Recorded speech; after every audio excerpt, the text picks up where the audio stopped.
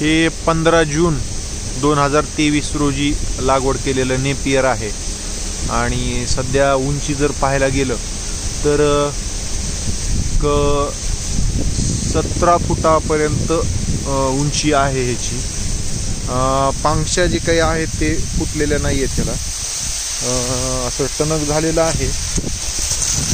त्याच्यामध्ये आता असं काही पाणी जास्त राहिलेलं नाही।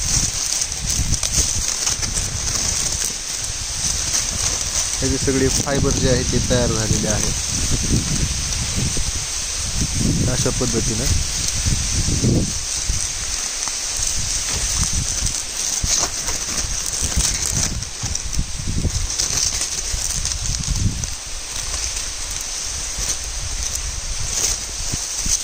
कुठेही डोळे जे आहेत ते झाडावर फुटलेले नाही आहेत आणखी, तर सध्या तरी डोळे जे आहेत ते अशा पद्धतीनेच आहेत।